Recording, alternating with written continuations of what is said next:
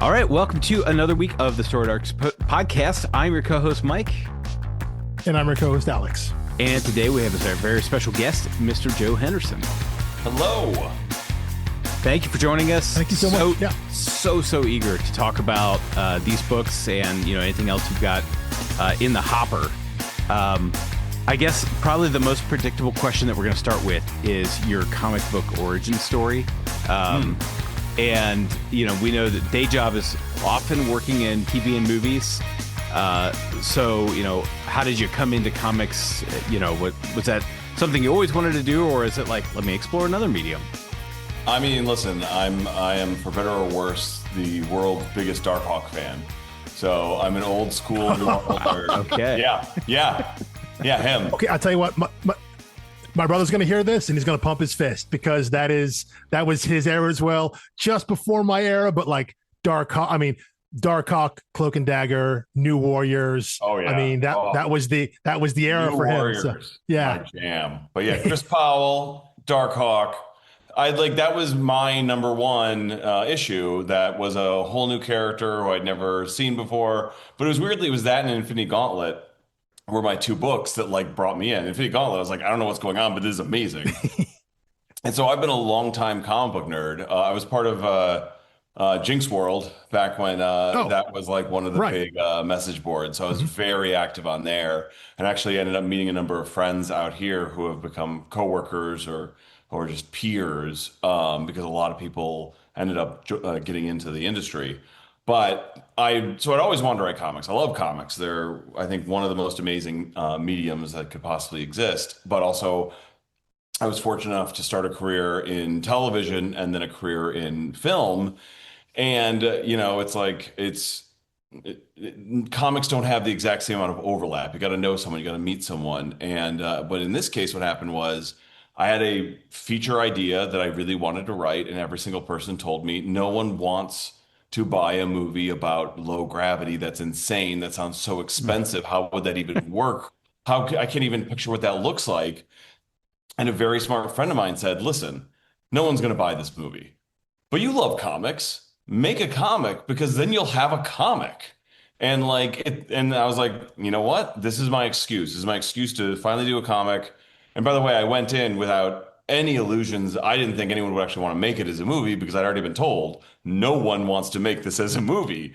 So I also didn't try to do that thing some people do where they're like, well, I'll just write the movie version into a comic and then give it to them and be like, here's the movie. It was one of the nicest compliments I got from a producer was he's like, I read Skyward. Why did you make it so hard to adapt as a movie? You could have just made your life a lot easier. He's like, but also I'm so happy you did that because it doesn't feel like a storyboard. It feels like a comic. Yeah. And that was very important to me as a newcomer to the field. I read every comic book script I could get my hands on. I read Brian K. Vaughan's scripts. I read Dan Slott's scripts, which were obviously wildly different. I read Mike Costa, who wrote on Lucifer with me, but also wrote G.I. Joe Cobra, the Chuckles stuff that was just which is incredible. Yeah. The IDW stuff, their own G.I. Joe universe stuff was awesome. Was so good. Yeah. And so I stole a lot from him on just formatting and how to tell a story. And then I was running Lucifer, and Lee Garbett was one of my favorite artists at the time. He was doing Loki, Agent of Asgard, and his art is just, his art continues to just get better and better. But especially at the time, what I noticed is that his face work was so excellent. You were reading about Loki jumping through realities and doing all sorts of crazy stuff. You felt every single page because the characters felt real. They felt lived in. They felt fully realized. And so I was looking for an artist who could take a fantastical idea and ground it. However, I was an insecure writer, even though I'm running a TV show that's doing okay. So I reach out to Lee on DM because he follows me because at the time he's working on Lucifer the comic. Yeah. Completely unrelated. Oh. Except for the fact that he started to follow me on Twitter back when it was the good place and not the bad place. Understandable. And so I just slid into his DMs and I'm like, hey, I've got this idea I want to do, and if you know anyone who might want to do it, you know, like if you know any artists, I know you're super busy and there's no way you'd want to do it, but like if you know someone, and he replied back, and he's like, actually, you know, I'm not exclusive, so I might be available, but also like, tell me what you got. And so what I had done is I had written up. I decided I'm not gonna like try to come in and assume that you know my bona fides from a different medium counted. I wrote the first three scripts. I wrote the first three issues and I sent them to him. And I was like, this is the comic. And I was like, hope you like it. Next morning, I got a message. I'm in. That was Wow. it. I was like, that was easy. And by the way, there was a bunch of like trying to find other artists doing all this other stuff that happened before, and it wasn't that simple. But with Lee, it was. Once I asked him, he loved drawing young female protagonists. He's got a great sense of fashion. He's got a great sense of like just bringing them to life. So he was looking for that. He was looking to do something creator owned. And I think he was looking to show off because he's so good. And now he's showing off on Daredevil and just showing Yeah. how incredible he is. Yeah. I think I that don't think he's going to have any giant like insect kaiju monsters in Daredevil. So I mean, I think the range that you gave him of like the zero gravity stuff with all the characters, but also you're getting to draw like, you know, gravity boots and jetpacks and like the most innovative use of a fire extinguisher in comics or in any medium really. And that's you know when you I accept that consider award. when you consider what Die Hard, you know, when they like roll it down the hallway and shoot it or whatever, it's like that Awesome. wouldn't work. But in Skyward when they use it, I'm like, yeah, no, I'm not a scientist, but that checks out. Like it works in the suspended belief universe at least. It's also one of those things like whenever you're trying to tell a story, you're looking for those iconic elements that are familiar and subverted. And so like I just love the idea of a gunslinger with a fire extinguisher on her side because like and also a gun. But And a like gun. I like that visual. You're like, well, what's she gonna do with that? Why does she have that with her? And like there's just whenever you find those little moments like that, it just you get excited because it almost feels like a gift from somewhere else where you're like, oh, that fire extinguisher has existed for all this time for me to use in this weird way. Yeah, that's I awesome. mean, for the life of me, I would have assumed that you met Lee because through Lucifer, that somehow because he was working on the book, the current version of the book, and you were adapting the into the show, that would have been a more direct line for because you look at the credits, you're like, well, how does this TV writer get hooked up with this comic artist? And you see an obvious connection there in Lucifer, and it sounds like that it just was happenstance. But like I did that kind of blows my mind that there is this connection there, and yet that isn't exactly how you guys got hooked up to work together. And now, I mean, obviously, you guys did.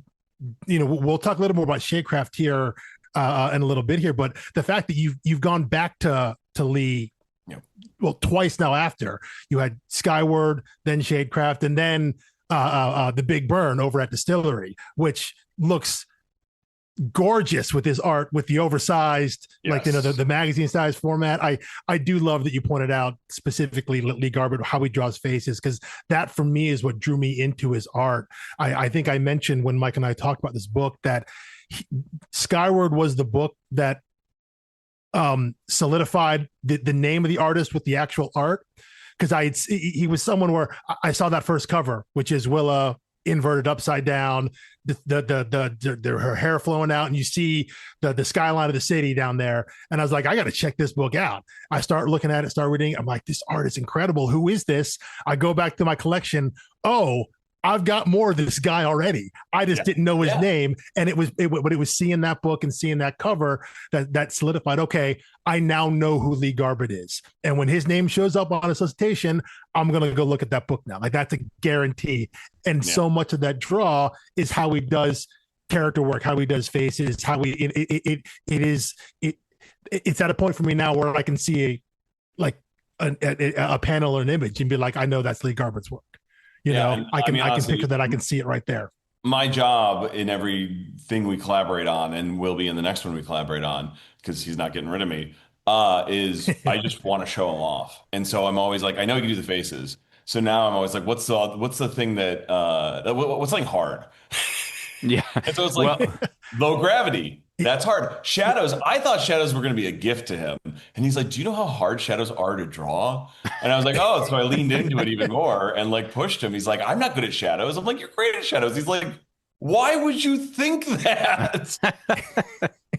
And although then, you know who is also great at shadows is Jay Lee, because I think I saw the oh, variant cover and I was like, oh my. Yeah. Like, yeah, Jay Lee's variants on that were very, very cool. gorgeous. When we got him, I couldn't believe it. Like, as a longtime fan of his, like having him. The funny thing is, when you make a comic, it comes to life when the art comes in. But weirdly, the moment a comic feels alive is when you get a variant cover. Because it's the first time, or a new artist comes on, it's the first time someone else interprets your character, Yeah. like Sure, that that makes they sense. actually externalize and come alive. Because you're like, oh, okay, that's someone else's interpretation of a character Lee and I created. She's alive Yeah. now. She exists. And Right. so like, things like that, like Jay, I think was one of the first pieces of art we saw in Shadecraft. And besides being one of my favorite artists, like just seeing that, you're like, oh yeah, yeah, Zadie's alive now. Yeah. Okay. So I've It's got a it's someone question. else's now. Yeah, that's great. Yeah. Go ahead. Go Uh, ahead. Yeah. no, no, no. I just have a question about. You probably heard me saying over and over and over again during the podcast that reading your work is like going to a class on beat writing and delivery. I mean, Yeah, like, thank you. well, so okay, so I don't want to insult you in case this is No, no, no. By not the a way, popular book. I love the critique, guys. Like honestly, like you guys sounded like me and my friends talking about a movie we really enjoyed but still had issues with. Well, Like, that's I love the everything. show. Like we're yeah, with we do that with everything, even our favorite thing, well, especially our Yeah. favorite things. But Yeah, no, the things um, you love most are the things that you can highlight the issues with. Like I'm watching Widow's Bay right now. I think Widow's Bay is excellent. I have issues though. But what I love is that I have issues because I love it so much. yes, right. There's That a level. like Yeah. Because and I'm like like, trying to I'm figure out in how this other people- world now. Yeah. Yes, if you didn't care, you wouldn't care. exactly. So Right, right. Yeah. So what I was gonna say is I don't want to insult you by saying like it was drawing to my mind everything I read in that Robert McKee book story of I just never like read. okay, well, yeah, exactly. So I'm like, I feel like it's the thing that non-screenwriters read thinking they're learning about screenwriting. But anyway, I was wondering if like there's I don't know if you've noticed this trend that there are comic writers, yourself included, who come into comics after having written for TV and movies.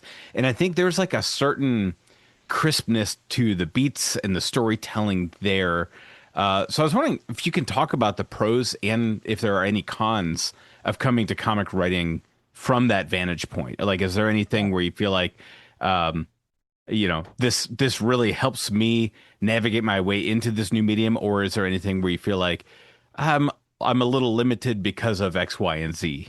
That's a great question. I mean, I will say the chip on my shoulder when I came in is I remember reading a bunch of people from Hollywood who came in and wrote some comics. I won't name them, but I was like, what are you doing?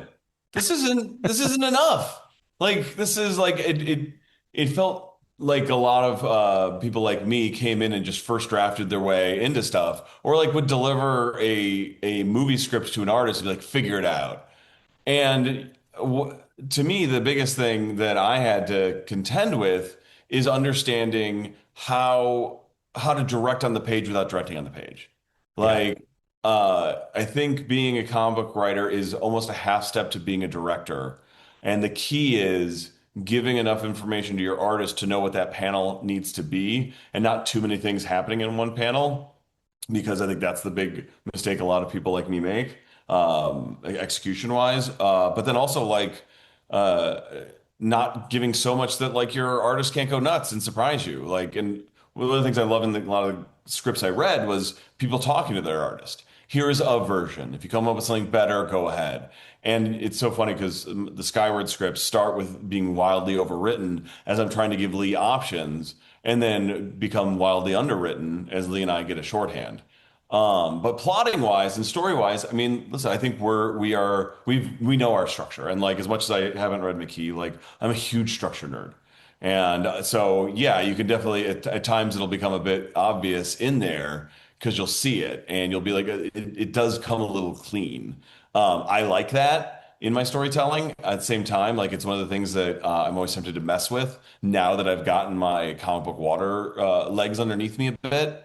But there's also a reason I love a good end of Act Two low point and a midpoint where everything turns. And so, yeah, I think we can become stuck in our own habits when it comes to structure and storytelling. And whereas if someone's worked in comics a lot more, you sort of know where you can break your rules. Whereas Yeah. now I have a better sense of the rules I can break. Though it's funny because one of the things that you guys noticed, which I really appreciated in Skyward, is that I very intentionally chose not to use captions until very late, and sort of like in a narrative device, because I didn't want to give myself that crutch. Like Yes. one of the things I didn't want to do is I wanted her actions to speak for her. I wanted this to be a world that she discovered and experienced. Sorry, that she experienced that we discovered through her eyes, even though she knew it. And so I really appreciate you guys picking up on that as well. That I didn't want it to be, what is this strange world out here? It's like, no, this world's awesome. I'm going to take your hand, and through these situations that I get in, you are going to experience it. But you're not the well, golly gee willikers, what is this world Right. character? Yeah. It By the like way, a it, character I've written many times. sure. Yeah, no, like had someone first issue, they wake up from a coma 15 years in and she has to hold their hand and explain everything, just do an expository dump on them. Like that's, I think, the lesser version of this story. And what we got was so much better.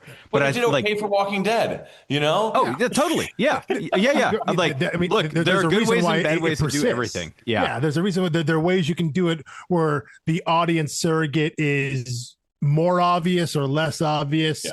But tropes are yeah, tropes for a reason. They work. absolutely. Right? Yeah. But so like the last thing I want to say about the writing is I just love that your protagonists are always taking action. Like they don't sit back and let things happen to them. And like I just knew I was like in love immediately on literally the first page of Shadecraft when she lunges forward for the kiss. It's like, oh, this is a character who is not going to sit back and react to everything, but is going to like keep lunging forward, which is what you want in any character, but especially a coming of age character. Passive characters are so tricky and they're so tempting. And by the way, I have committed this sin, I think on a recent script even that I've been working on, because it's just like it becomes so easy to like wait for them to activate. But the truth is they should always be activating because we're always be activating. And I think to your point, you want those mini activation points that reflect character, that show them as active, but also show their wants. Like I think as writers, one of the things we often forget, I'm always reminding myself because I often forget, is to come back to what does your character want?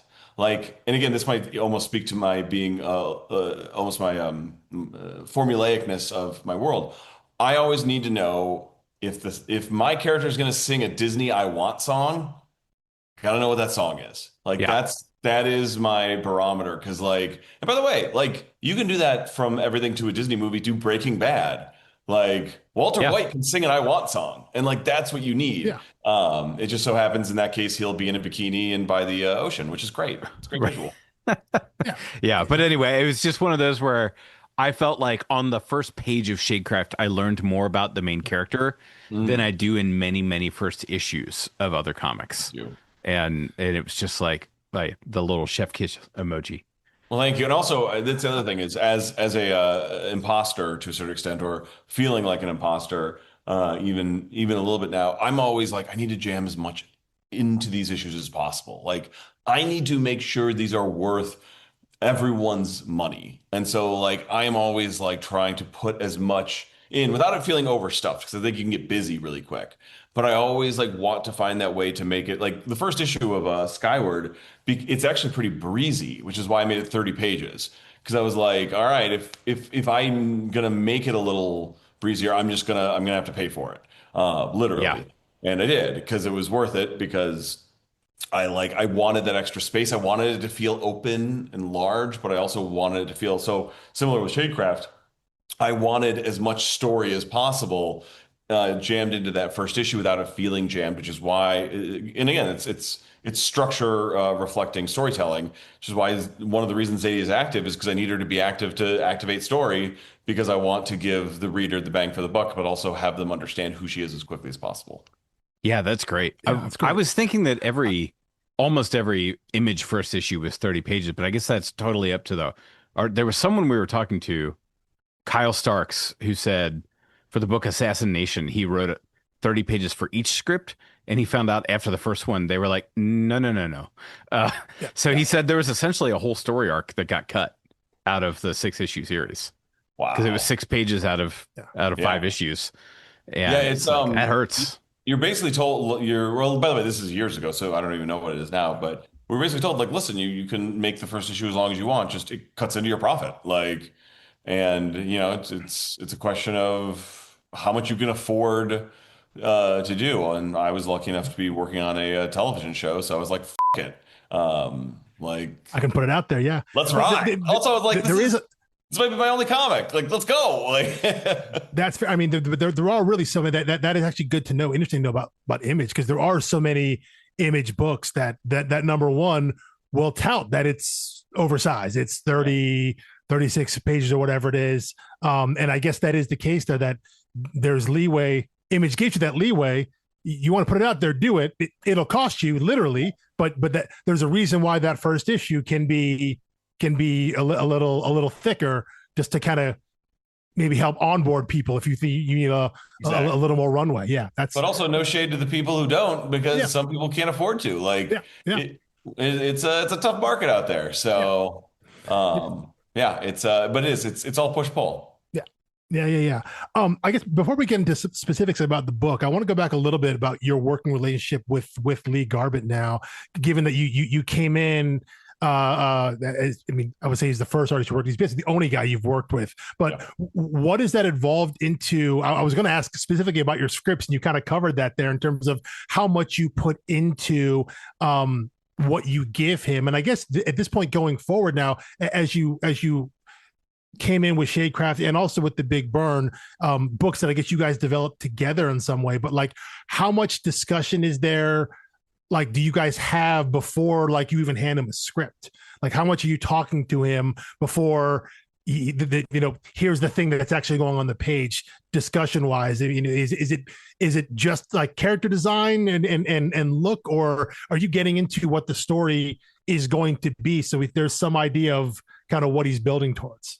Well, I mean, so usually what I'll do is I'll give Lee a sense of the story I'm gravitating towards. He might tell me something he wants to draw. I'll end up not doing that because I can't think of a good story there. But like filing it away and then just breaking his heart and then bringing him something else. No, for now, there's one that I'm really trying to crack that I really want to. It's like Lee and I text like a married couple. Like, we'll just constantly be texting each other back and forth, and just talking about character structure. Like when we were doing Skyward, a lot of it was like, "Ooh, I just found this cool video from the space station. Oh, it's interesting. Oh, Velcro. All right, let's embrace that." Like, we were basically researching in parallel and then sharing information with each other as we sort of like tried to build out the world. And then I would reflect it in the scripts, and he would reflect it in the art. By the way, that old lady with the dog had stopped. That's why she didn't go up into the air. I see. Yeah. Okay. I know one of you understood it and one of you did not. That's fine. That's okay. No. That was me who did not understand it. But that's often what the podcast is me misunderstanding something, Alex explaining it to me. Full disclosure, I came to comics as an adult. Like I'm 40 now, and I bought my first comic when I was 31 or 32. So I pretty much immediately went into the indie world. There are still things about the medium and storytelling and things like that are unfamiliar to me, and Alex is frequently explaining things. And this may explain it further. My answer to that question or that statement was going to be, it's because I have a STEM degree. I'm an engineer by trade. Yeah, there it is. And so I looked at it from a technical standpoint. And I studied philosophy. By the way, you weren't the only person to also say that, or like there was a moment where like, why aren't the paintings coming off the walls? And I'm like, because one's hit them. Or there was some floating, like, because he ran into them. Like, but also it's comics. Like, there's no. But also like it's all flattery because what it means is someone stopped and stared at that splash page Yeah. for a long time. Yeah. Yeah. But I think what's so impressive is really, I guess, what I was trying to get roundabout to is Lee thought it all out. And he really put that time into it to make sure, basically, if it's not object is in motion, it stays in motion to a point. Yeah. And if an object is still, it's okay. And there was just those little touches that I find so exciting when I look through pages because I'm like, oh, okay, like you're doing more than you need to, but that's also why you are who you are and why your art is so good. That's a great partner. Yeah. Yeah. Indeed, indeed. I guess I do. Getting a little more specific into, I guess specifically Skyward, we do want to talk about kind of the ending there because I think that's something that both Mike and I kind of nitpicked a little bit. There is that when you get to the end of arc one there, or really the interaction with, maybe it's not the end of arc one, it's issue one. When Willa confronts her dad, and there's this idea that he can fix the world. Yeah. And the assumption, the setup there that I think is very clear, or at least it seems obvious, that fixing the world means turning gravity back on, and then we come to find out that in the end, that isn't what the solution is. The solution is simply a different form of community living that is adapted to low G as opposed to what is currently, which is like pretending it doesn't exist, So I was curious as to how that was, that kind of the arc you were looking to have. Was it meant to be a misdirect? Was it not a misdirect? Was it simply, are we misreading it? Like this, just how did that kind of evolve? I think you're giving it a totally fair reading. The way I approached it is it's a total misdirect. Okay. He's going to fix the world, but to him, the only way to fix the world is to adapt. Like I have to fix, and a lot of it too is especially once it's actually happened. To him, he'll never trust the sky again. Like whether or not you return gravity, like I'm sorry, no, never. The only way to fix the world is to give us a ceiling. So the world needs a ceiling that'll fix it. Like it's sort of like Tony Stark saying, "I got to put an armor around the world." Like right or wrong, that'll fix it. Yeah. And so to him, it's like, how do you fix the world? You stop having a gaping maw over everywhere you are. You give us safety. And so, and by the way, you can argue it's a cheat and that it isn't exactly right, and that's fair. But yeah, that was always, to me, if you have a mystery box, you have to have at least an answer. Always be open to finding a better one. But from the beginning, my answer was, because there's all these bunkers now more than ever. At the time, it was a little less. There weren't as many Zuckerbergs building them. But there's one in Kansas City, in particular, that has like malls and all this stuff. It's insane. And so I had been researching that and researching this, and they sort of collided. Where I was like, oh, okay, well, if I'm someone who's terrified of the sky, this is the answer. The answer is to go underground, and also I just like the push pull between like that is a answer. It's not the wrong answer, but it's not necessarily the right answer either. Willa has an answer. He has an answer, and the answer really is what makes you feel comfortable. Where are you comfortable enough that you can live your life to the best of your abilities? Yeah, I guess it works. Sorry, it works narratively too, is because the characters in the world also have the same assumption. Like Willa makes that assumption that it's about flipping a switch and turning gravity back on. Yes. And that's the thing we got to do. And then that drives the rest of the action of, well, there are people that don't want that to happen. But it turns out that was never the solution there. And I guess that it knowing that was the intentional plan, that you're trying to mislead the audience there by misleading the characters there as well, and having them come to that realization too. I guess that does make sense. That does work in my mind. Yeah, it is helpful when your unreliable narrator of a character who says fix the world is kind of insane, because if he wasn't, he would probably just tell them. Yes, yeah, that is true. But when your character is broken, you get away with not having them explain certain things because they are a broken, weird person. Which again, you could argue is a narrative cheat or device, but also I found very fun. Well, so I had kind of retconned it in real time as we were talking about it on the podcast, and I was like, oh, maybe this is a clever Joe Henderson wink and nod to say that fix the world saying, well, the problem with the world isn't really gravity. The problem is still the people who live here, and there needs to be a societal fix. And clearly, the solution of underground was just a reinvented, suburbia. We're going to be separated and isolated from everyone else, so that our problems are ours and theirs are theirs. And that's not a viable, sustainable solution. Like the world needs to be, reconciled. No, thank you. And by the way, that's the other layer of it, which is it's always that fun game of like, hey, here's a utopia. It's not. Here's a utopia. It's not. Here, they've definitely got it figured out here. Yeah. And even though Crystal Springs, boy, it's been a while. Even though that sounds right. Yeah, is the better version. It's still a place reigned by fear. And so much of Skyward is about fear versus strength and being unafraid, but also knowing that so much of fear is like, fear can be good. Like Willa starts fearless. Her dad starts terrified. And so much of their journey is meeting in the middle. And Willa's journey becomes learning fear, going too far towards fear, and then learning balance.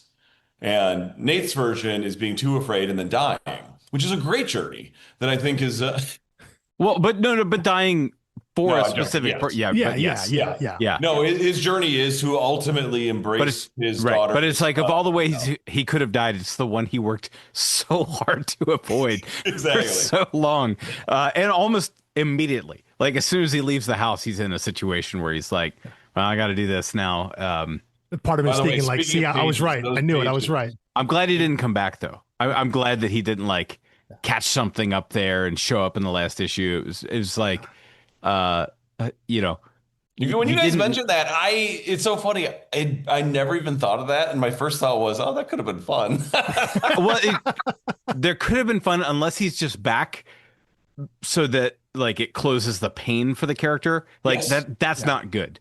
There has to be a journey. There has to be a journey beyond. And that's why, because I think I put this in the notes, but he was supposed to be in the second arc. And it felt like Willa had too much of a safety net. And also I was arcing him towards a level of bravery. And so that fight with Barrow was going to be them on the rooftop fighting. And then some moment of him like being brave enough to save them both. And then it became, no, I think actually he just needs to save her because this is her journey now, and she has to take up the baton. And then I also just realized it's just more interesting to have a second arc be a bit of a mystery box treasure hunt. But if you got the treasure map as a walking, talking person next to you, there's not much to hunt. Yeah. And also, I love Edison as a character. I love the design Lee made, and the fact that he is a physicalization of why this world is a good thing. Yes. I thought was great. I really wanted them at odds. And at first it was going to be Nate arguing we got to change it back, and Edison being like, if you do, then I'm back in a wheelchair. But then it became Willa taking on that, and it just became much more direct and interesting when she picked up his drive. And I will say, was Edison a character that was like when you initially had this pitch? Was a character like that someone who would have been wheelchair bound or physically capacitated some way in our world? Was that something that was always in the script in terms of adding some sort of flair to the world, character dynamics kind of thing? Was that something that was in your pitch initially, or your idea initially? I can't even remember the comic without him. He was very early on. I think disability representation in comics is important, and so that was cool. Also, I just thought it was interesting to like play with the idea of, okay, who would be hurt most by fixing this? Mm-hmm. This guy.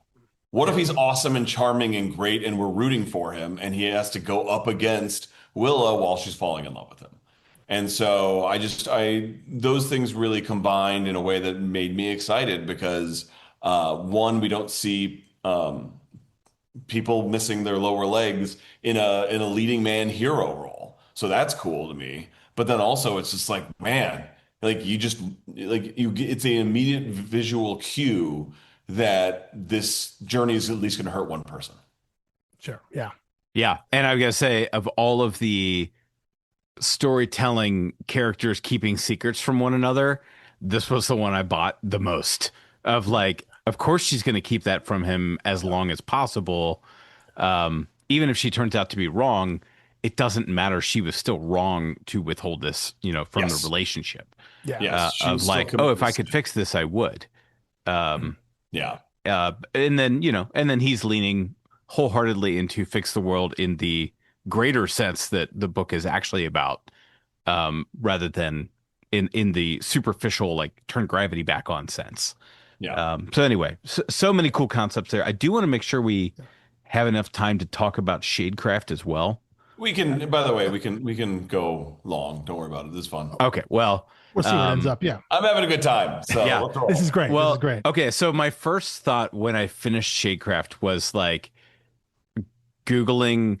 Well, first it was Googling to see like news to see like if there's been any rumors about the book coming back, which was deeply sad for me. And I live right across the street from the largest manga shop in town, and I was like, oh my God, if this was a manga series, they would be on volume 45 right now. Like that Yes. sucker would still Yes. be going. Like it's like the whole premise is very manga coded. Yeah. And so I mean, I would love to know where this idea for the book came from, and also, in the true fan sense of like, what happened is that door closed forever? It has the classic image thing of when you buy it, it says volume one, as if there are many more, rather than complete collection or something like that. Well, and that's my fault too, because the goal was to do a three arc series. And I know what the second arc is, and I've got a good sense of what the third arc is. But it came out during COVID. And Yeah, oh, yeah, what ended up yeah, happening is as we were coming out, we weren't sure if comics were going to exist. Yeah. yeah, And also, I self-fund all my image books. And so it became a thing of like, it's like, we just don't even know what's going on. And I couldn't like leave Lee waiting. Lee had to get another gig. I had to figure out what it was. So a lot of it was just like, Life. try Yeah. to come back to it. yeah. And then the Yeah. problem, and by the way, it sold great. It did great. The reception was awesome. I think, by the way, because Skyward debuted, I think, at like 18,000 or something, which was good. But by issue 15, we were at 4,000. Like, we were petering off. I mean, we got an Eisner nomination, we got a bunch of attention, but also we didn't like. I think it was a weird thing where it fell through the cracks. By the way, not that weird. No one knew who I was.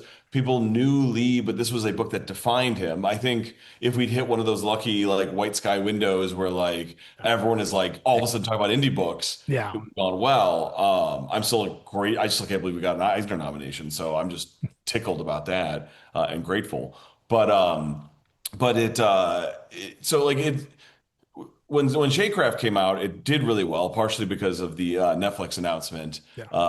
of us adapting it for Netflix, and then but again, we just didn't know, and then it's like getting back on there, getting the book going again. So the hope was, it's hard to launch an issue 6 a year and a half after it comes out. Yeah. If you're Scott Snyder and Jock, you Yeah. can do.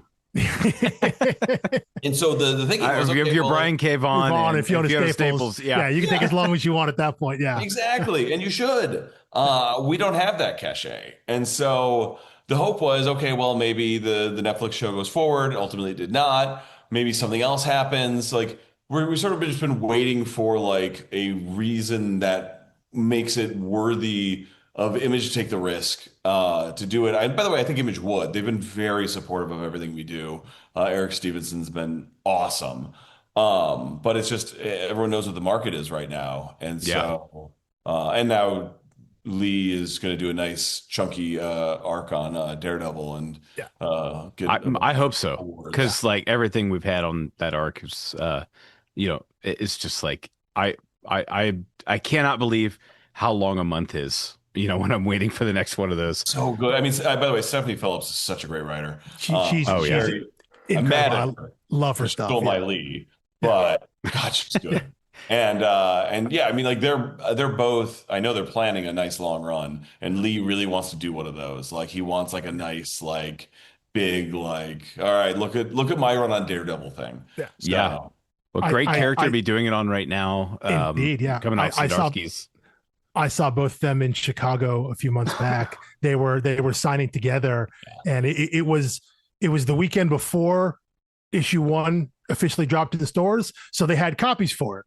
And for their signings, the line was, because they were signing together, Stephanie and Lee there. Yeah. Their line was, it was crazy because people wanted to get on. They wanted to, you get the new number 1 4 or 5 days before it drops in shops, and you can, get like, the convention exclusive or whatnot, get it signed by Lee and Stephanie.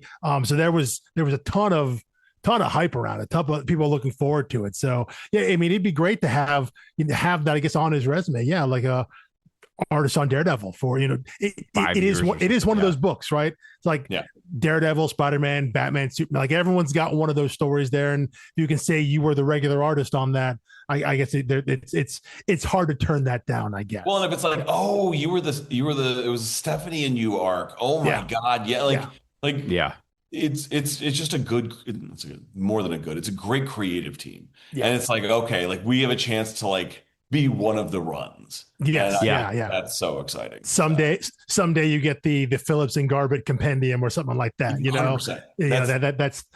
That's not saying that's a goal, but that sure would be something nice to happen. It should be a goal, I think. Fair enough. Yeah, it can. It can. So it sounds, I'm probably not going to be able to pry any insider scoop out of what the rest of Shadecraft would have been, but like where that last issue left me was hoping for like a Fantastic Four style family adventure where it's like dad becomes the guy in the chair, mom and daughter are like the shadow ones, and then maybe the son, since he knows how the shadows work but he doesn't have the power, you give him just like some LED light suit so that he can be around the team and activate it whenever like things go bad. And it's just like on the run from the government, trying to like track down an agent, fighting with shadows, but also fighting shadows. It's like, yeah, I could have done a great many issues of that. Yeah, me too. It's funny because one of the things I really wanted to dig into Ricky in the second arc and like get into like his POV, what it feels like. Like to me, that was the low hanging fruit. I was playing with at least the first issue, if not the first arc, doing a POV shift.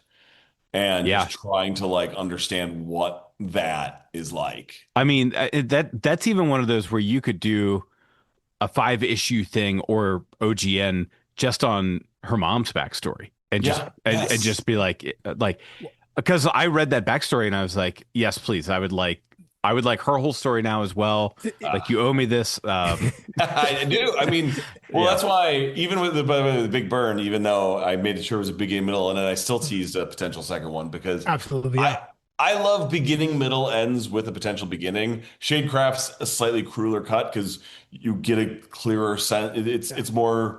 It has a much more of a cliffhanger than not a cliffhanger, but it's a new beginning. It's an entirely new beginning status quo that is like, oh, that sounds awesome. Yeah. Let's go there. Yeah. But with the Big Burn, I try to at least have a clearer sense of ending, knowing that just in comics and especially in my case, like as more of a visitor than a mainstay, you just never know when I'll be able to come back. Though I'm always annoyingly coming back. Although there is a when you kind of end a story, the difference from like Big Burn, which is very much you close a chapter and you know there's more coming, versus something like Shadecraft where you end the story, but it's like, well, I kind of know what the next beat is. I know what happens in the next panel, but what's the next issue? Because it's Ricky right there, and just the idea of, if we could throw out ideas of what we thought or what we would love to see, just knowing that family dynamic and kind of going from volume 1 where it is this coming of age story for Zadie, right? And feeling isolated and feeling alone, and then coming into and like reconnecting with her family, both like literally and also like on a larger emotional level. And now this family unit going out there. And in my mind, I was thinking, well, like the people that have to come back are her mom's old team, right? Yes. Like we got to find them now older. What are they up to? Are they still with the government? What's happening here? That's what thing I want to see. But at the heart of it being kind of that big family dynamic there, which is a theme that comes, I mean, it runs through all of your work, I think specifically with Shadecraft and Skyward, probably because your protagonists are young women. And so it is this coming of age story, finding your place in the world and also literally reconnecting with family. But both those stories have like a little bit of genre bent to it.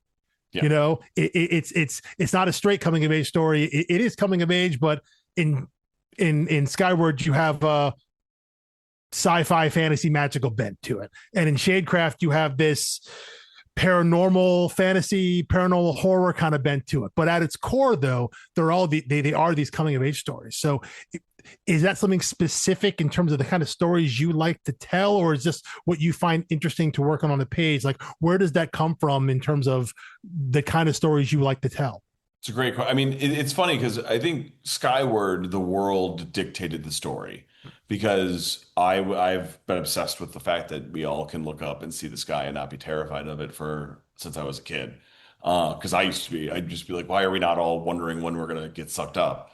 And so what I loved is a protagonist that it immediately started with someone who was born right after. And I wrote that solicitation that was wrong, by the way. That was me. Okay. It's my fault. Okay.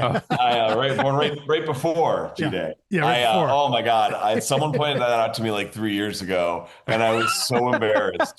So I was like, oh no, oh my God, I wrote this comic. No, I was like, this guy's just determined to mess with us in every way. Yeah. I should say, I assume I wrote that solicit. It might not be, but my guess is that it was me. And I was just, I'm working on Lucifer. I'll write this up really quick. I know this comic like the back of my hand. And then no one noticed because, well, Joe off by one word. It's close enough. Yeah. Oh, I know, but it bothers me so much, but also entertains me. Sorry, what were we? Oh, but the concept is always just like that push-pull of someone who loves this world. Because to me, the best high concepts, and this is Skyward and Shadecraft in particular, the best big high concepts have a mixture of wish fulfillment and horror. It is, I want to go to there, but it is dangerous in different ways. And so you can jump through the air and soar like a superhero, but don't jump too high or you'll never come back down. And so I wanted someone to represent the wish fulfillment and someone to represent the horror. And then I was like, okay, well, there was times where Willow was in like high school, but then it just felt like for her to be actively through the world, she should be like 20. That way it's like, it gives you a nice solid number for a period of time to have passed where like people started to adapt, but also people remember the old world. So really it was the world building that dictated the character. But I also just really enjoyed writing that younger voice. And it's funny because when you guys sort of were talking on the podcast about coming of age stories and how it's sort of betwixt between, and that's a totally fair comment. One of the reasons I put Zadie in high school was to more lean into a true coming of age story. And in that case, play with the idea of living in someone's shadow, figuratively and literally. I grew up, my older brother was he was actually a raging weirdo, complimentary, but like everyone paid attention to him, and I felt like he was a shadow, and so I was very much channeling all of that into all of that character. But I really wanted to explore that idea through her, and then physicalize it and externalize it, which is, hey, would it be really cool to control shadows, but also if you lose control of them, you might kill yourself and everyone around you. All right, that sounds. And obviously not necessarily even know that from the very beginning. So it's so much to me of the writing I like to do, the world building I like to do, is letting it talk to the characters and the characters talk to it, and letting the limitations become the strengths. So that, okay, I want to do a 20-year jump. What if my main character is 20? What would she be doing? She'd be a gig worker. She'd be like finding things like, what's a gig worker in this world? And then like, if that doesn't work, finding other ways to adjust, but like leaning into the limitations as a strength when it comes to like painting myself a box. I think a lot of people get lost in world building because it could be anything. And to me, the biggest thing I always try to do with my world building is immediately create parameters and limitations so that one, it feels more fully realized, but two, it keeps me from just like blooming out way too much and uncontrollably in directions that ultimately leave the story unfocused. Yeah. Well, and that comes back to the beat writing point, which I think that was my thing is like, man, I love a good world, but I hate sitting through world building. Yeah. I just like what one of my rules is like if someone gives me like a fantasy novel or something to read, and the first thing I look at is a map, I'm like, nope, I'm out. I'm not gonna memorize the lay of the land here before I know the story or the characters. Like I want to read the character's story in this world. So show me the world as I need to encounter it. I don't want to just download everything at once. I love a map though. I love a map. No, I do love a map when it's Yes, when that's it's right. when it's I should've used done a map. appropriately. But and the other thing I love is, which you had mentioned earlier, and I don't want to let this slide. I love getting access to a comic script, like when that's backup matter in a single issue or a trade. Like I just love seeing, like, just imagining the relationship there, what happened, who said what to who, and and then sometimes it's really really helpful. Like what was the silent comic, Cy Spurrier's Step by Bloody Step. Yeah. It's five silent yes. issues. Yeah. And I was like, dear God, please give me a script in the trade. Like I wanted to like, I was like, I want to discuss that on the podcast, but I don't even know how to discuss it because like the best homage would be a 1 hour silent episode where we just make people sit and think about what they read. But I was like, I just want to know how to refer to the characters. So like, what's in the script? How are they described there? How did the artists interpret that? So anyway, any comics you're giving us, just for the nerds out there in the trades, please throw a few sample pages of the script. Did you guys, were they in the trades that we did? Because I know they're in the hardcover. By the way, have you guys read the epilogue in the hardcover? No. What? There's a 6-page epilogue about showing them traveling. So Oh wow! No, and they're underwater, which is something I like. That's something we talked about. That's why I wondered. I was reading on Hoopla from my local library, and I was reading the individual trades. Okay. Yeah. It's only so. Yeah, wow. Sorry. Yeah. No, this is the type. Yeah, Apologies, Joe. I have all the single issues. My bad. Yes. You monster. He's one of the 4,000. Yeah. We've also got the scripts in there. So okay. So the deluxe one is going on my pull list right now. I'm just going to Comic Hub. Unfortunately, it's out of print, so it's like annoyingly hard to get. By the way, I think this is like I thought I ran out, and I finally found one of mine. My hope is at some point, if the powers that be grace us with a Skyward movie, which is still very possible, to get that back in print, because this thing's a beauty. Oh yeah, and I was gonna say it would be a shame to do it, but the trend right now is making the like small paperbacks, like the like the manga sized ones, the digest like, size, digest. Like Saga's doing it now, but I'm like, it's a shame to do it to Lee Garbett's art. But it is. But also, like, it's so cool. I love the little. Me too. I buy them all, even if they're duplicates, because I'm like, well, this one I'll give away. Like, anytime anyone asks me about this book, I'm like, here, have the $10, pocket-sized paperback, and I don't care if I get it back or not. There's something about the issue count too. Like 15 to 20 looks really good on a hardcover. Like that's like just the right about. I know some people. I'm not one of them. They love the big omnibus, the 3-inch wide, that looks great on a bookshelf. I'm not big on that or compendiums, but something about that, like 15 to 20 issue size when it's collected in a nice hardcover or even a nice paperback compendium, like that's just like the right size for me. It looks really, really good. But now that I know there's an epilogue there, I'm going to have to do whatever I can to track that down now. If you can believe it, this is only 3 pages. 3 pages. Okay. That doesn't matter. Like, I'm sorry. No, I'll grab it. But I just want to say this is not the first time this has happened on this podcast. It was Will Morris wrote a book called Gospel. It was like 5-issue thing. And I was like debating the ending with the writer. and he's referring to something that's just patently false. And he holds up the trade, and he changed the last page of the book from single issue to trade. And I was just like I didn't even know you were allowed to do that. And yeah, like, I did not know that. He changed what it was like one panel kind of in the middle of the page.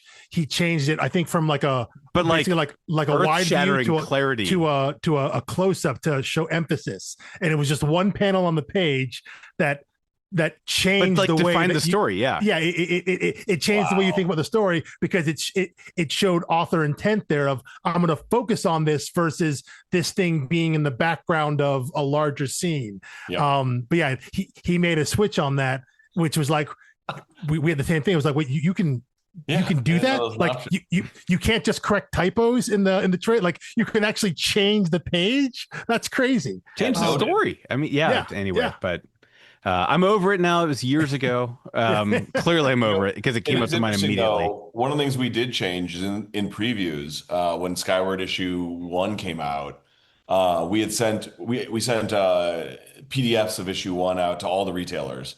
And actually it was really nice because like people were like, I don't know if it's worth it. I just emailed every single retailer and I got so many great replies.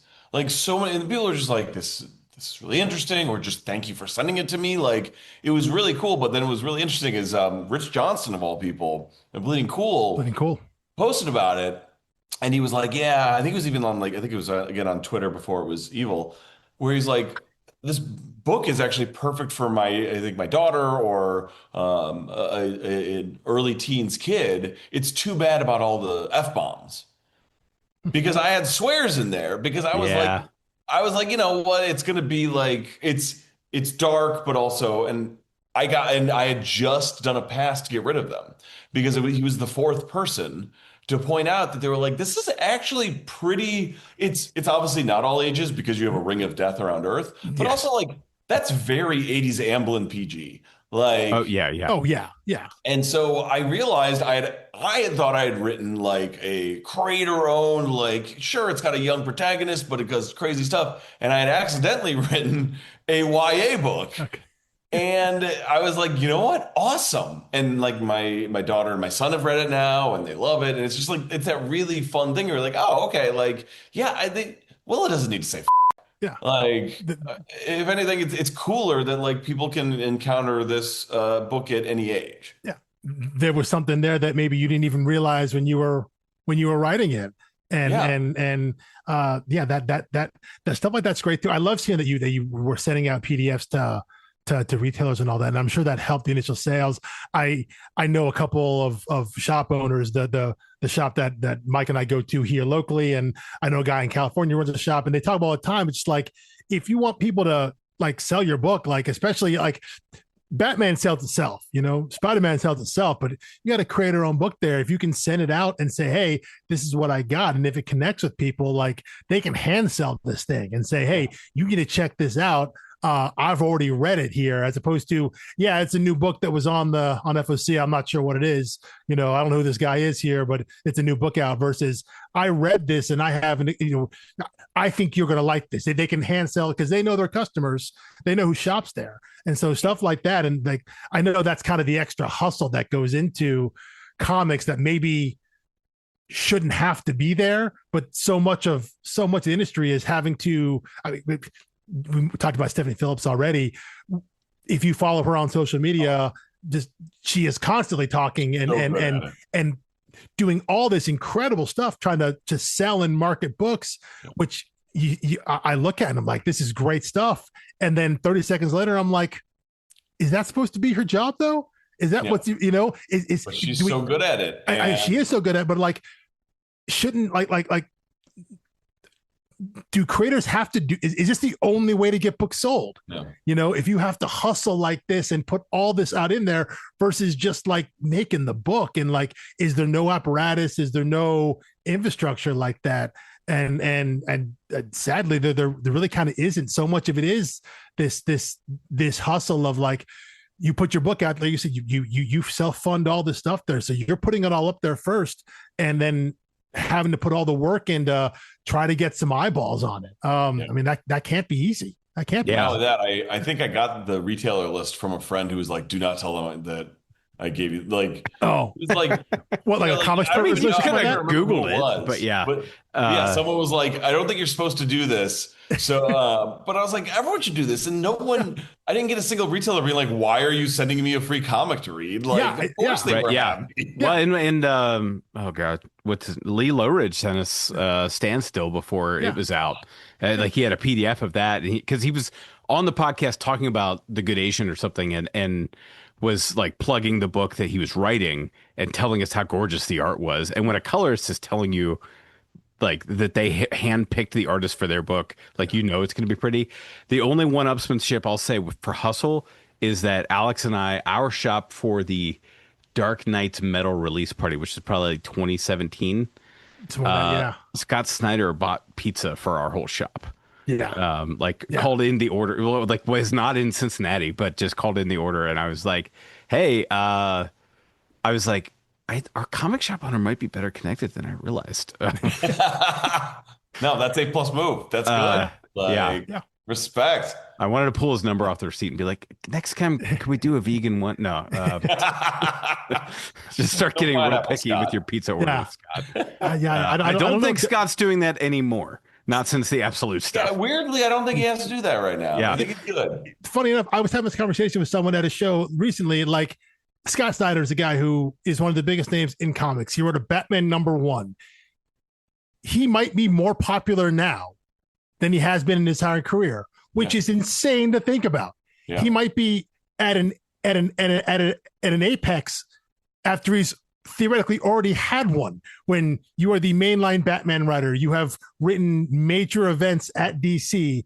You have done creator-owned work that is so, and now you've done something that has eclipsed all of that. Like, how is that possible? Yeah, I mean, it's the rare double apex. it really is. It really is. It is. Well, if I know DC, soon they'll put him in charge of some TV show universe that will fail. That's what they do. That's what they do with the really great comic writers. I guess you know what, we're kind of coming to the end here. Thinking, speaking specifically of like comic universes. I know you already mentioned the Shadecraft. I guess it was meant to be a series right over at Netflix.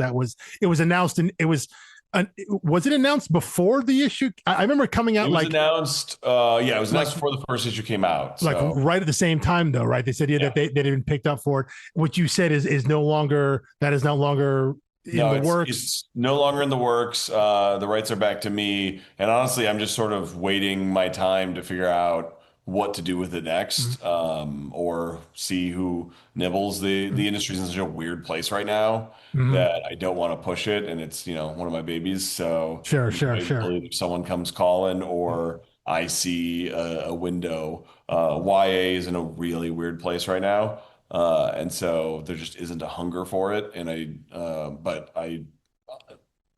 is not the last I will be exploring it. I just got to figure out the next play on it. Well, that's good to hear. That's good to hear. I know you've also seen reports of other things that you've been attached to, and whether you're working on now. Like, I saw the one that excites me is you've been attached to the Energon Universe. Yeah. Which I as a kid of the 80s. I mean, also it's so good. The books are so good. And I don't want to say it.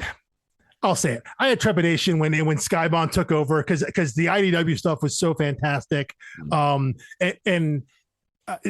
was just happy that when it comes to G.I. Joe, that they brought Larry Hama in to say, you can continue Real American Hero, just like IDW did. We're going to do our own G.I. Joe thing. But as long as the original Real American Hero, which I've read every issue of, the G.I. Joe was the first comic I ever read. An issue of G.I. Joe back in the 80s. That was the only thing I ever read. So I read all 300 some odd issues of Real American Hero, but love the Transformers. I love G.I. Joe. I love the bringing Mask in now. Yes. Mike and I live in Cincinnati, and so Kenner was a big part of my life growing up. And so Mask being one of the Kenner properties, in my mind, it's number 2 right behind Star Wars on toy wise, but I know that's probably, regional bias there. I know Mask doesn't have the cultural cachet that in my mind it should have. I loved it. but knowing that it's expanding and knowing that they're coming out with that they'll be working on, I guess it's meant to be an animated series, right? Is that what it was reported on? Yeah. So I don't know how much you can talk about that or any other projects that you've been attached to. I know like was there a Pokemon series that I saw your name attached to? There was an article that did say that at one point. Yeah. So I don't know. So from a television standpoint or movie standpoint, I don't know if there's anything you can talk about or mention things that are in the What I works. can say is that they called me about Energon almost like a year and a half ago or somewhat, and I was just like, I'd already been reading it, and not from the very beginning. Someone had like literally, I had 3 different conversations with people who don't read comics telling me, are you reading these Energon comics? And I'm like, what is going on? Like, why are civilians coming up to me about comic books? And then I started reading. I was like, oh, this is awesome. This is so interesting. And I'd been like following the rumors. I thought the Void Rivals move was just so smart, and also like having that way in. And yeah, so when they reached out to me about it, I was like, yes, this is awesome, but I want to honor the stories. Like I got to make sure that I do this right. And so Robert and I had a number of conversations. We're very aligned, and it's just exciting. So it's still in process, Sure. because these things take forever. But like it's my job not to mess it up because they're so good. They're so well done. Like you should not care about Duke. I'm sorry. Yeah. Duke's not an interesting character. Or wait, maybe he's the most interesting character. That kind of like making, and I know a number of people have already laid the groundwork for it, but like making Cobra La not only cool, but essential to your mythology is awesome. Like, and again, it reminds me of like when I say with Mike Costa when he reinvented Chuckles, like you can see the elasticity of these franchises. But I think what Skybound and Kirkman in particular did so well is don't be ashamed.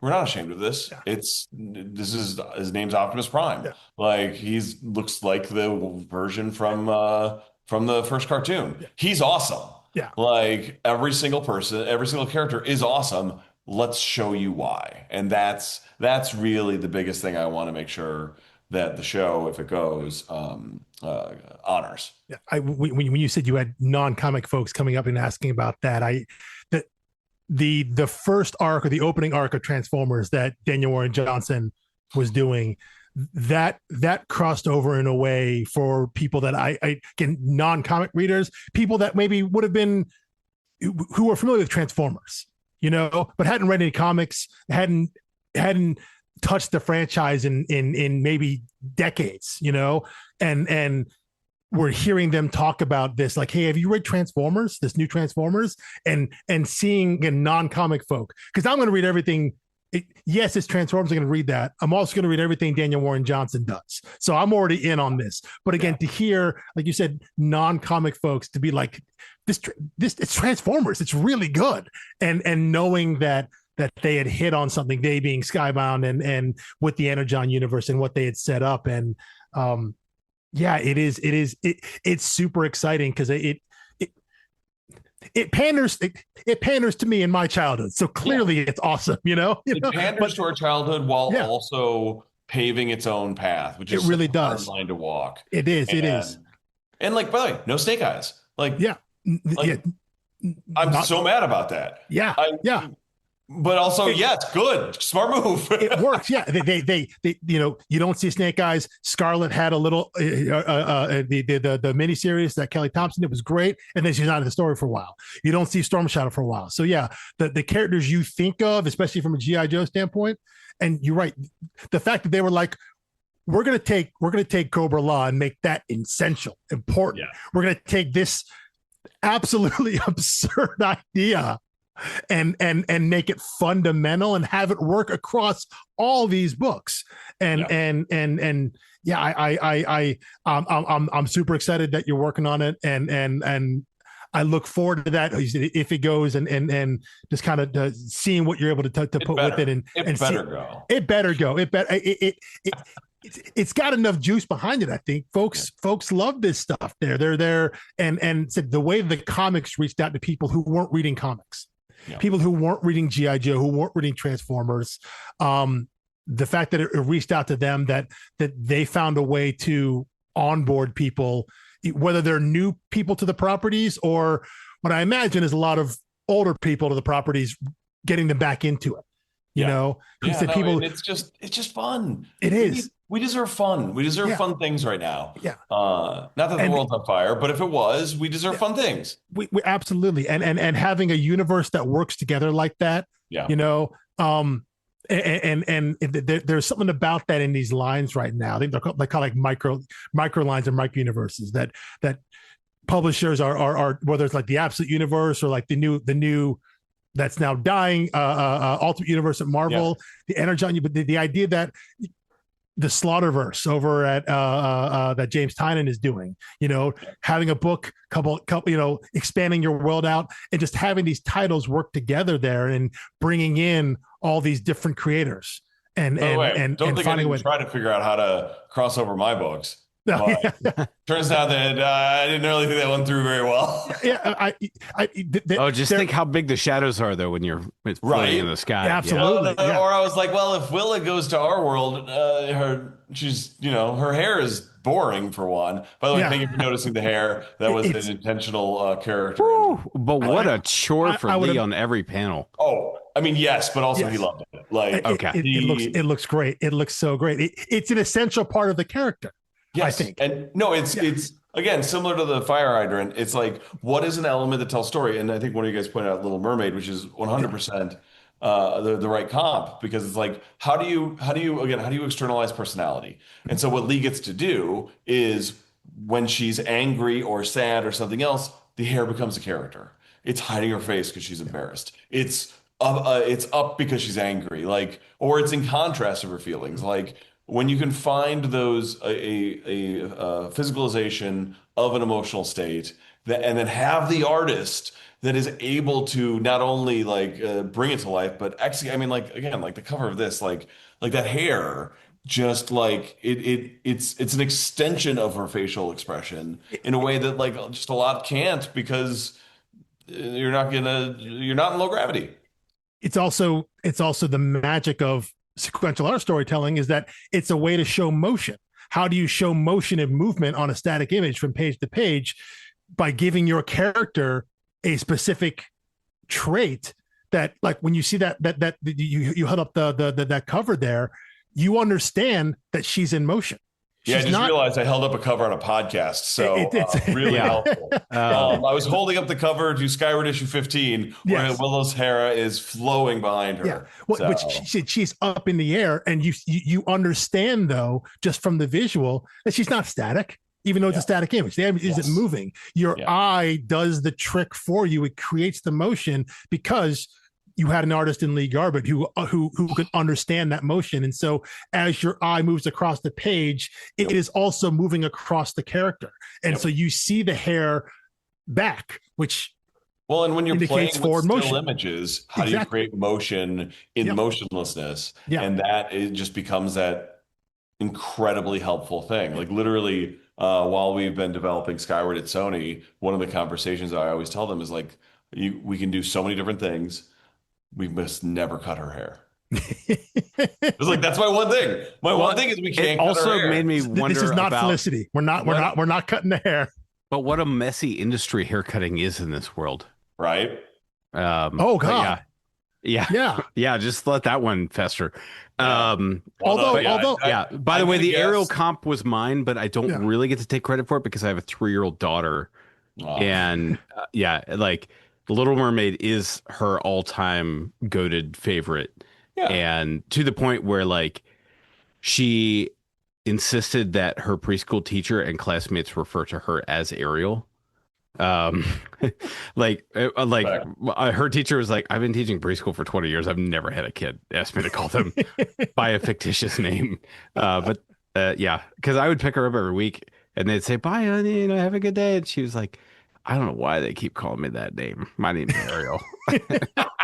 And I'm Prince Eric, obviously. So then when I was like the classroom helper one day, she introduced me as, like, we took my ship to school and that's she's, and they said, well, that's her dad, Mike, and she said, no, it's Eric, my husband.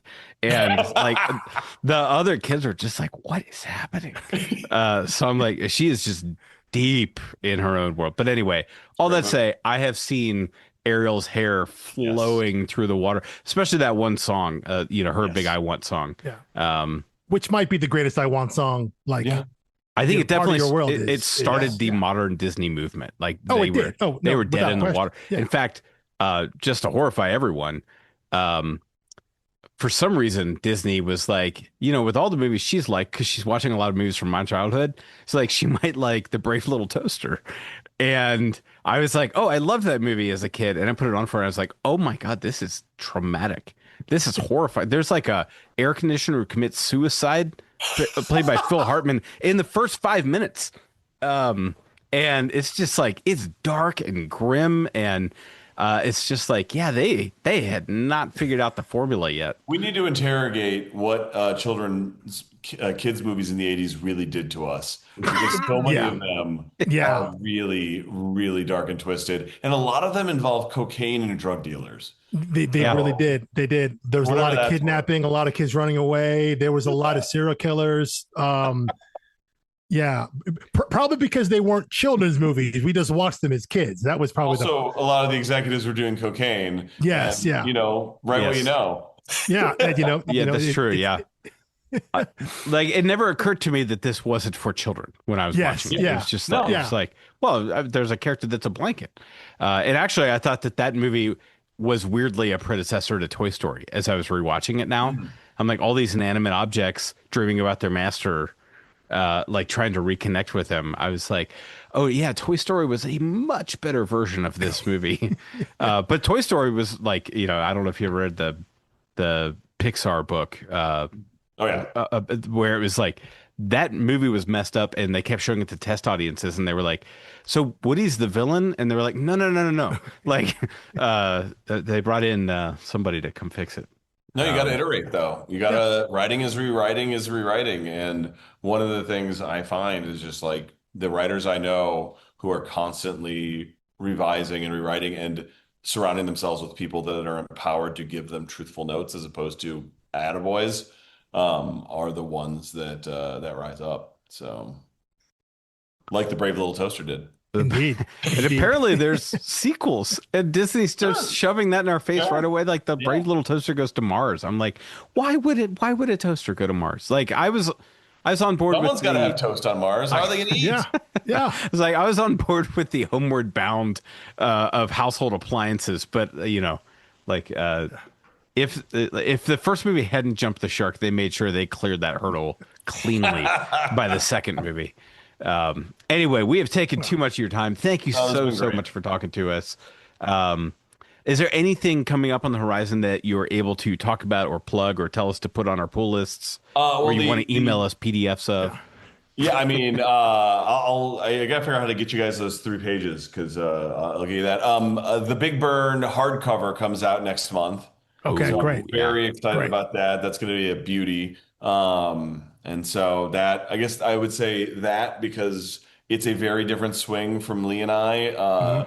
I wanted, again, I like to push him out of his comfort zone. And with Big Burn, heists are really, really hard to execute on the page, because it's all about the motion. It's about the charm. But yet, like we're not going to discuss it yet on the podcast, but the first page of that one too.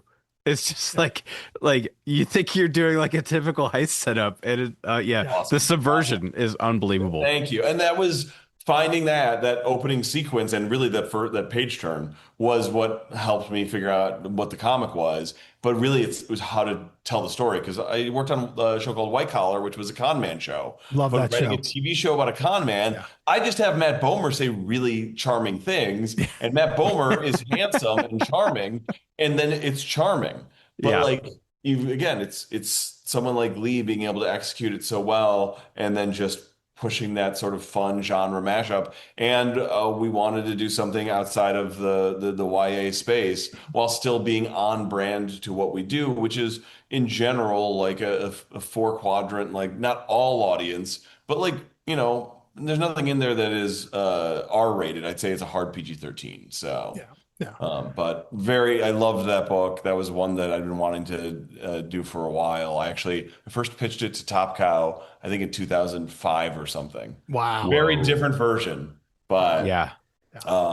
So it's been, and then I got Lucifer, and I figured I'd never do a story about the devil again. Lucifer ended, and I was like, no, I still miss this. I still have something to say, and then I finally cracked it. So that's great. And those distillery hardcovers, again, because of the oversized format, gorgeous. The magazine size, that extra space there, they look incredible. They're so beautiful. So we'll definitely be on the lookout for that. But thank you guys, and again, thank you. I love hearing a good critique, and I really just appreciate the way you guys dug into Skyward, and I now am holding to you to doing so on Shadecraft. Absolutely. Yeah. Although, let me just say, I wince a little bit at the word critique. I'm like, I think I had nitpicks because I think if you look at my Goodreads, they were all 4 or 5 stars per trade. Yeah. So it's like, I absolutely adored this book. Yeah. Thank you. And most of my complaints are like, but I want more. And I appreciate that. But again, always, the love language is dissecting something and figuring out there's a difference between like bagging on something and like a loving critique. Yeah. And I guess kudos to you guys for doing loving critique, because I think that's more interesting nowadays than just like easy slams. It's like, hey, let's dissect this a bit, see what works. Because like it's very rare that you end up with a perfect book, but a really, really great book that has some stuff that you can quibble on. That's fun. It is. I mean, because we love comics. We're not here to pick a book that we don't like. And there are plenty of books I've read that I don't like, but like I don't find. Well, wait, no. Actually, I was going to say there is a creator who I don't think it's ever been named, but I've suggested several times, and Alex is like, absolutely not. I can't say anything nice about their work. Yeah, and it's like. Yeah. It's a big enough name that I think eventually a listener to the podcast will be able to reverse engineer. Amazing. I mean, if you know me in person, you probably know who that is. But yeah, I just don't find anything interesting about that. Yeah. Like the idea of hate watching or hate reading. I know that's like engagement farming, and it's so much that drives the culture of critiquing or discussing things. And I find no joy in that. Yeah, this is much more interesting. We're going to take books that we enjoy, that we love, because you're right. Not everything's going to be perfect. Very, very, very few books are, but that doesn't mean there's not something great in them. That we're gonna highlight the things that we love about it, and we're gonna nitpick it because we care about it enough. We care about the medium enough. We care about the books enough. We care about the stories enough that we want to put time to sit and really think about it. And said it's far more interesting than just be like, what, this is terrible, and here's why it's terrible, and just and here's why you're dumb if you like it. I mean, that's the worst kind of. That's the worst kind of social media. There's nothing interesting about that to me. So thank you so much for the work. And listen, I think you may have teased something about, other comics down the line that you clearly can't talk about now. Definitely heard Lee's name in there somewhere. Indeed. Yeah. I mean, Lee and I have a book that we did start work on that is just paused because of Daredevil. All right. And so Lee is he's posted art teasing it. It's the third book in our sort of trilogy of our YA world. And so that's one of the books I want to get back to, but also, something else might strike my fancy or his. Like either way, once he starts wrapping up Daredevil, I am locking him down and trying to do something with him because it's fun. Hear me out though. Here's the pitch in the other direction. Once he and Stephanie start wrapping up Daredevil, he's got the connection to Daredevil. You've got the background with Devil work. Yeah. Could that be the next Daredevil team? Ooh, do I pick up Stephanie after Stephanie? Yeah, because Daredevil can get really weird. True. Like even Zdarsky's run ended with in hell. It's just like they for some reason with that character they just can't resist going uber Catholic with it at the end of a good long run. Bendis's run, I'm rereading it. And I just got to Brubaker's handoff, and it's such an intimidating handoff. And it's Brubaker, obviously, so it's great. Yeah, right. But it's just like, it is wild just to see. I mean, how many great stories have been told with such a singular character? But I'm not writing him, so Lee can go. Yeah. Okay, well then we obviously we want Lee to have a great run on Daredevil And with Stephanie Phillips. Yeah, the two of them together, let him a great run. But I look forward to the day when he's not doing that, or at least gets a break, so we can jump on whatever next book that you've got cooked up with him. Because when I had no idea Big Burn was coming out, when I saw that on the distillery list, I was like, I know those guys. I'm buying that book right away, and just hoping for more whenever you guys can get to it. It will come, so I promise that. Excellent. All right. Well, thank you for your time. Thank you, guys. Thank you.